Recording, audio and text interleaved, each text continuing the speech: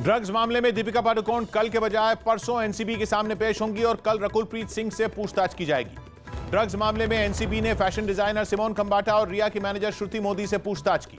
प्रधानमंत्री मोदी ने fit India अभियान का 1 साल पूरा होने पर विराट कोहली समेत देश की कई हस्तियों से बातचीत की, जिसमें कोहली ने फिटनेस को अपनी सफलता का श्रेय दिया। पश्चिम बंगाल सरकार ने दुर्गा पूजा आयोजकों को 50-50 हजार रुपए की मदद देने समेत कई ऐलान किए। पंजाब के अमृतसर समेत कई जगहों पर कृषि बिल के विरोध में कुछ किसानों ने रेल रोको आंदोलन की शुरुआत की, जिसके बाद कई ट्रेनों को रद्द कर दिया गया। भारत और ऑस्ट्रेलिया की नौसेना ने आंध्र प्रदेश के पास हिंद महासागर में संयुक्त अभ्यास किया। दिल्ली के एलएनजेपी अस्पताल में कोरोना का इलाज करा रहे डिप्टी सीएम मनीष सिसोदिया को अब डेंगू हो गया और उनके प्लेटलेट्स में लगातार गिरावट दर्ज की गई। सार्क देशों की विदेश मंत्रियों की वर्चुअल बैठक में विदेश मंत्री एस जयशंकर ने सीमा पार से जारी आतंकवाद का मुद्दा उठाया। जम्मू कश्मीर के त्राल में सुरक्षा बल ने एक आतंकी को मुठभेड़ में मार गिराया। जम्मू कश्मीर के बडगाम में हुए आतंकी हमले में एक सीआरपीएफ जवान शहीद हो गया। एलएसी विवाद पर भारत और चीन के अधिकारियों की अगली बैठक जल्द बुलाने का फैसला लिया गया। राष्ट्रपति रामनाथ कोविंद ने साल 2018-19 के लिए 42 लोगों को राष्ट्रीय सेवा योजना पुरस्कार से सम्मानित किया। रेल राज्य मंत्री सुरेश अंगड़ी के निधन पर केंद्रीय कैबिनेट की बैठक में श्रद्धांजलि दी गई। रिया चक्रवर्ती और शोविक की जमानत याचिका पर बॉम्बे हाईकोर्ट में सुनवाई 29 सितंबर तक के लिए टाल दी गई। चेन्नई के एक अस्पताल में भर्ती गायक एसपी बालासुब्रमण्यन की तबीयत बिगड़ गई और अस्पताल ने उनकी हालत नाजुक होने की जानकारी दी। जम्मू कश्मीर के राजौरी में पाकिस्तान ने फिर सीजफायर तोड़ते हुए गोलाबारी की, जिसकी भारतीय सेना ने भी करारा जवाब दिया। ऑस्ट्रेलिया के पूर्व क्रिकेटर और कमेंटेटर डीन जोन्स का मुंबई में दिल का दौरा पड़ने से निधन हो गया, जिसके बाद सचिन और कोहली समेत कई खिलाड़ियों ने उनके निधन पर दुख जताया।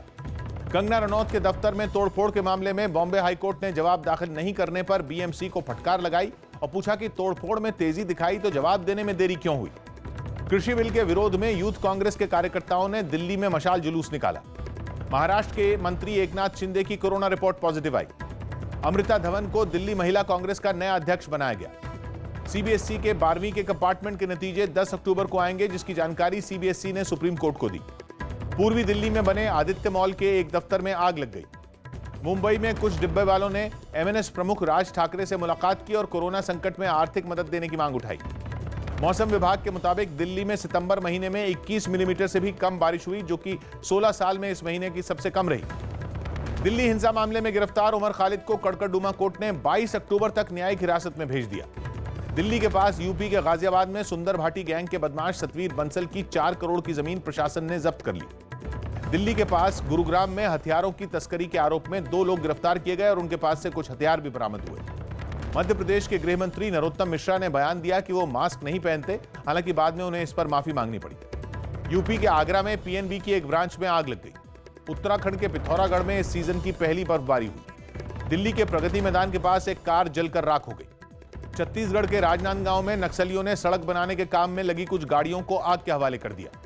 उत्तर प्रदेश सरकार ने महिला अपराध पर सख्त कदम उठाते हुए अपराधियों के पोस्टर चौराहों पर लगाने के निर्देश दिए। बिहार के सहरसा में नदी के कटान की वजह से एक स्कूल की इमारत नदी में गिर गई। यूपी के गौतम बुद्ध नगर में फर्जी वेबसाइट बनाकर ऑनलाइन ठगी करने के आरोप में 4 लोगों को गिरफ्तार कर लिया गया। हिमाचल प्रदेश के सीएम जयराम ठाकुर ने साफ किया कि प्रधानमंत्री 3 अक्टूबर को मनाली आएंगे और वहां वो अटल टनल का उद्घाटन करेंगे। जम्मू कश्मीर के श्रीनगर में मशहूर वकील बाबर कादरी की गोली मारकर हत्या कर दी गई। मणिपुर मंत्रिमंडल में फेरबदल की अटकलों के बीच सीएम बीरेन्द्र सिंह ने 12 में 3 मंत्रियों को हटा दिया, जिसके बाद अब संभावना है कि वो 4 या 5 नए मंत्री बना सकते हैं। जम्मू कश्मीर के पूर्व डीएसपी दविंदर सिंह मामले में एनआईए ने श्रीनगर के कई इलाकों में छापेमारी की। पंजाब के फिरोजपुर में पाकिस्तान बॉर्डर पर बीएसएफ ने 13 किलो हेरोइन जब्त की, जिसकी कीमत 65 करोड़ रुपए आंकी गई। कोरोना की चपेट में आए कर्नाटक कांग्रेस के विधायक बी नारायण राव का निधन हो गया। गुजरात के सूरत में ओएनजीसी प्लांट में धमाके के साथ भीषण आग लग गई, जिस पर कई घंटों की मेहनत के बाद काबू पाया गया। ओडिशा में 1 अक्टूबर से बिजली 20 पैसे प्रति यूनिट महंगी करने का प्रस्ताव मंजूर हो गया। नागालैंड सरकार ने पेट्रोल और डीजल पर लगा कोरोना सेस हटाने का फैसला लिया।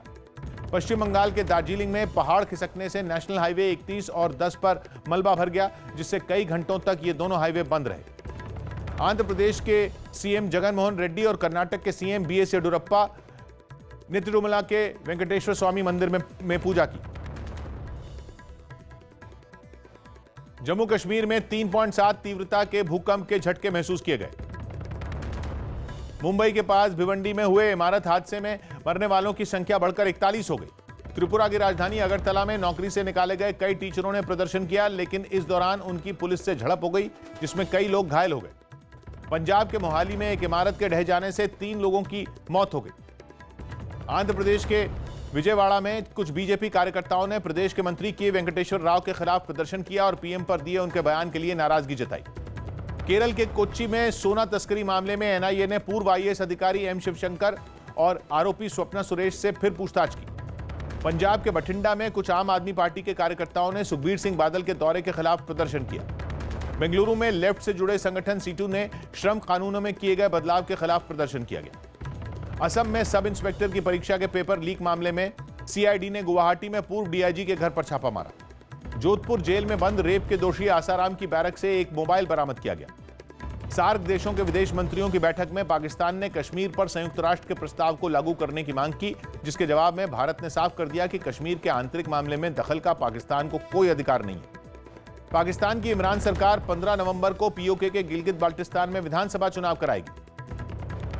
नेपाल में लगातार हो रही भारी बारिश से सियांगजा जिले में जमीन खिसक गई, जिसमें 10 लोगों की मौत हो गई। दक्षिण अफगानिस्तान में सुरक्षा चौकियों पर तालिबान ने हमला किया, जिसमें 28 पुलिस वालों की मौत हो गई। नवाज शरीफ के भाई शहबाज शरीफ और उनके बेटों के खिलाफ मनी लॉन्ड्रिंग का मामला दर्ज किया गया। मलेशिया के विपक्ष के नेता अनवर इब्राहिम ने नई सरकार बनाने के लिए जरूरी बहुमत होने का दावा किया, हालांकि मौजूदा पीएम के मुताबिक सरकार को कोई खतरा नहीं है।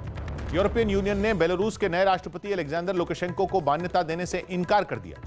नेपाल सरकार ने चीन के दबाव के बाद बयान जारी किया, जिसमें यह दावा किया गया कि सीमा के पास चीन की ओर से बनाई गई इमारत नेपाल के इलाके में नहीं बनी। अमेरिका के केंटकी में एक अश्वेत की हत्या के बाद हिंसक प्रदर्शन हुआ, जिसमें 2 पुलिस वालों की गोली लगने से जान चली गई। ब्राजील के रियो डी जेनेरो में तेज बारिश के बाद अचानक बाढ़ आ गई। चीन के सरकारी अखबार ग्लोबल टाइम्स में अमेरिका को धमकी दी गई और अमेरिकी सेना की ताइवान में तैनाती की तुलना युद्ध से की गई। जापान के नए पीएम योशिहिदे सुगा ने दक्षिण कोरिया के राष्ट्रपति मून जे इन से बात की और तनावपूर्ण रिश्तों को सुधारने पर जोर दिया।